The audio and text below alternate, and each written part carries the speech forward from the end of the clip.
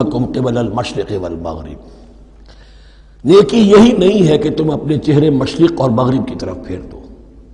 یہ نہیں کہا یہ نیکی نہیں ہے، نیکی یہی نہیں ہے، یہ بھی نیکی ہے. جو ظاہر ہوگا نیکی کا وہ بھی نیکی ہے، لیکن اصل سے اس کا باطن ہے. باطن صحیح ہے، نیک ہے تو حقیقت میں نیکی نیک ہے، ورنہ نہیں. وَلَٰكِنَّ الْبِرَّ، بلکہ نیکی تو اس کی ہے. اب یہاں سے شروع ہوا جو نیکی کی جڑ ہے، بنیاد ہے. من آمن باللہ والیوم الآخر والملائکۃ والکتاب والنبیین، سب سے پہلے ایمان، تاکہ تصحیح نیت ہو جائے. یہ جو ایمان لائے اللہ پر، یعنی جو نیکی کر رہا ہے صرف اللہ سے اجر کا طالب ہے. والیوم الآخر، اور قیامت کے دن پر کہ اس کا کوئی اجر دنیا میں نہیں، صرف آخرت میں مطلوب ہے.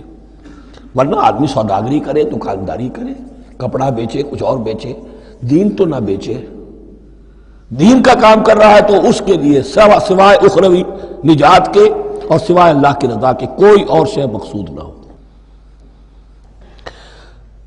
والملائکۃ والکتاب والنبیین، اور ایمان لایا فرشتوں پر اور کتابوں پر اور انبیاء پر. یہ تینوں مل کر ایک یونٹ بنتے ہیں. فرشتہ لایا دین، کتاب بن گئی اور انبیاء پر آئی وہ کتاب. ایمان بالرسالت کا تعلق نیکی کے ساتھ یہ ہے کہ نیکی کا ایک مجسمہ تمہارے سامنے رہے، آئیڈیل، اسوہ. ایسا نہ ہو کہ اونچ نیچ ہو جائے. نیکیوں میں بھی ایسا ہوتا ہے، کوئی جذبات میں ایک طرف کو نکل گیا، کچھ جذبات میں ایک طرف کو نکل گیا. اس گمراہی سے بچنے کی ایک ہی شکل ہے کہ ایک مجسمہ مکمل، ایک اسوہ کاملہ سامنے ہو جس میں معتدل ہو تمام چیزیں. اور وہ ہمارے لیے اسوہ کاملہ محمد الرسول اللہ کی شخصیت ہے. نیکی کے ظاہر کے لیے ہم انہیں معیار سمجھیں گے. جو شے جتنی ان کی سیرت میں ہے اس سے زیادہ نہ ہو، اس سے کم نہ ہو. کوشش یہ ہو، آئیڈیل یہ ہو کہ بالکل انسان حضور صلی اللہ علیہ وسلم کے اسوہ کاملہ کی پیروی کرے. وَلَٰكِنَّ الْبِرَّ مَنْ آمَنَ بِاللَّهِ وَالْيَوْمِ الْآخِرِ وَالْمَلَائِكَةِ وَالْكِتَابِ وَالنَّبِيِّينَ وَآتَى الْمَالَ عَلَىٰ حُبِّهِ ذَوِي الْقُرْبَىٰ وَالْيَتَامَىٰ وَالْمَسَاكِينَ وَابْنَ السَّبِيلِ، اور دیا اس نے مال یا دے وہ مال اس کی محبت کے علی الرغم، علی حبہ اللہ کی طرف نہیں ہے، علی حب المال، علی الرغم مال محبوب ہے پھر بھی وہ خرچ کر رہا ہے. ذوی القربہ، قرابت داروں پر، والیتامى یتیموں پر، والمساکین محتاجوں پر، وابن السبیل مسافر پر، والسائلین اور مانگنے والوں پر، وفی الرقاب اور لوگوں کی گردنیں چھڑانے میں. گویا کہ نیکی کے مظہر میں اولین مظہر یہ ہے انسانی ہمدردی. اگر یہ نہیں ہے تو نیکی نہیں ہے. عبادات کے انبار لگے ہوں اور دل میں شقاوت ہو، انسان کو حاجت میں دیکھ کر دل نہ پسیجے، کسی کو تکلیف میں دیکھ کر تجوری کی طرف ہاتھ نہ بڑھے حالانکہ تجوری میں مال موجود ہو، تو وہ دین کی روح سے بالکل خالی ہے. یہ آپ سورہ آل عمران میں پڑھیں گے، لن تنالوا البر حتى تنفقوا مما تحبون، تم نیکی کے مقام کو پہنچ ہی نہیں سکتے جب تک کہ خرچ نہ کرو اس میں سے جو تمہیں پسند ہے. جس سے طبیعت گھبرا گئی، اکتا گئی، کپڑے میں جو بوسیدہ ہو گئے وہ دے دیے، حاتم طائی کی قبر کو لات مار دی، وہ نہیں. جو شے پسند ہے اگر اس میں سے نہیں دیتے تو نیکی کو پہنچ بھی نہیں سکتے، تمہیں ہوا بھی نہیں لگے گی. وَأَقَامَ الصَّلَاةَ وَآتَى الزَّكَاةَ، دیکھیے نماز اور زکوٰۃ اب آ رہے ہیں. یہ ہے حکمت دین کہ ایک ہے روح دین، وہ ہے ایمان، اور جو اس کے مظاہر ہے، مظہر اول انسانی ہمدردی. نمبر دوم ہے پھر نماز اور زکوٰۃ، اور یہاں زکوٰۃ کو علیحدہ ذکر کیا ہے. اور اس آیت کا حضور نے حوالہ دیا، اِنَّ فِي الْمَالِ لَحَقًّا سِوَى الزَّكَاةِ. دیکھو کچھ لوگوں نے سمجھا بس ہم نے زکوٰۃ نکال دی تو حق ادا ہو گیا پورا. بڑی بے وقوفی ہے. مال میں حق ہے زکوٰۃ کے سوا بھی. اور اب آپ نے یہ آیت پڑھی، دیکھو اس آیت میں کیا ہے. زکوٰۃ کا تذکرہ بعد میں ہو رہا ہے، وَآتَى الْمَالَ عَلَىٰ حُبِّهِ ذَوِي الْقُرْبَىٰ وَالْيَتَامَىٰ وَالْمَسَاكِينَ وَابْنَ السَّبِيلِ وَالسَّائِلِينَ وَفِي الرِّقَابِ وَأَقَامَ الصَّلَاةَ وَآتَى الزَّكَاةَ. اس کی کیا حکمت ہے کہ ایمان کو تر و تازہ رکھنے کے لیے نماز ہے.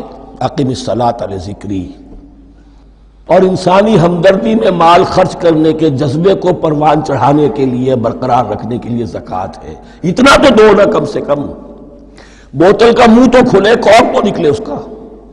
اگر بوتل کا کارک نکل جائے گا تو شاید اس میں سے کچھ شربت اور بھی نکل آئے، تو زکوٰۃ ہے تو کارک کے مانند 2.5% ہے، کیا ہے، لیکن یہ کہ اس سے پھر کچھ اور بھی نکلے گا۔ جو زکوٰۃ بھی نہیں دیتا اس نے کیا کرنا؟ وَالْمُوفُونَ بِعَهْدِهِمْ إِذَا عَاهَدُوا، اور وہ کہ جو اپنے عہد کو پورا کرنے والے ہیں جب کوئی عہد کر لیں۔ سب سے بڑا عہد اللہ سے کیا، لست بربکم قالوا بلا۔ پھر عہد شریعت کا ہے کہ جو ہم نے کیا اللہ کے ساتھ۔ پھر آپس میں جو بھی معاہدے ہو جائیں، اور معاملات انسانی سارے کے سارے معاہدات کی شکل میں۔ شوہر اور بیوی کا معاملہ بھی ایک معاہدہ ہے۔ Marriage is a social contract. شوہر کی ذمہ داریاں ہیں، اس کے فرائض ہیں، بیوی کی ذمہ داریاں اس کے فرائض ہیں، شوہر کے حقوق ہیں، بیوی کے حقوق ہیں۔ پھر جو بھی امپلائر امپلائی ریلیشن شپ ہے، معاہدہ ہے، کانٹریکٹ ہے۔ جو ہمارا آپ کا پولیٹیکل سسٹم ہے وہ بھی معاہدوں کے اوپر مبنی ہے۔ بڑا بزنس جو ہے وہ کانٹریکٹ میں چلتا ہے۔ تو اگر ایک چیز پیدا ہو جائے کہ جو عہد کر لیا ہے اسے پورا کرنا ہے، تو ساری اسٹریم لائننگ ہو جائے گی تمام معاملات کی۔ وَالْمُوفُونَ بِعَهْدِهِمْ إِذَا عَاهَدُوا وَالصَّابِرِينَ فِي الْبَأْسَاءِ وَالضَّرَّاءِ وَحِينَ الْبَأْسِ، اور خاص طور پر صبر کرنے والے فقر و فاقہ میں، جنگ کی حالت میں اور تکلیف میں۔ یعنی ایک نیکی ہے بدھ مت کے بھکشوؤں کی نیکی، ایک نیکی یہ ہے، یہ نیکی باطل کو چیلنج کرتی ہے، یہ نیکی خانقاہوں تک محدود نہیں ہوتی، یہ نیکی صرف انفرادی سطح تک محدود نہیں رہتی۔ جو نیکی اللہ چاہتا ہے وہ یہ ہے کہ اب باطل کا سر کچلنے کے لیے میدان میں آؤ، اور جب باطل کا سر کچلنے کے لیے میدان میں آؤ گے تو خود بھی تکلیفیں اٹھانی پڑیں گی۔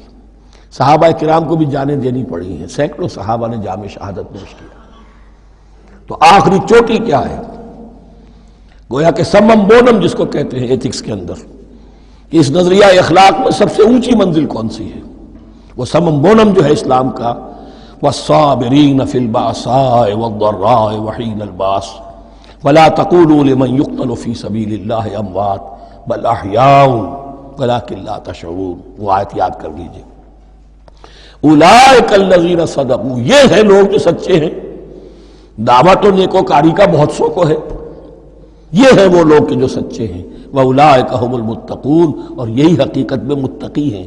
تمہارے ذہنوں میں کوئی اور نقشے بیٹھے ہوئے ہیں، کوئی لباس ہے، وضاقتہ ہے، بس یہ بڑا متقی آدمی ہے۔ تقویٰ اس کا نام ہے، یعنی یہ پوری انسانی شخصیت کا ایک حیولہ ہے، ایک پوری انسانیت کا ایک فرد کا نقشہ کھینچ دیا گیا کیریکٹر کا، جس کے اندر روح ایمان اور خارج میں اس ترتیب کے ساتھ دین کی یہ تقاضے اور نیکی کے یہ مظاہر موجود ہیں۔ اللہم ربنا اجعلنا منہم، اللہم ربنا اجعلنا منہم۔ اب اس کے بعد کچھ وہی جو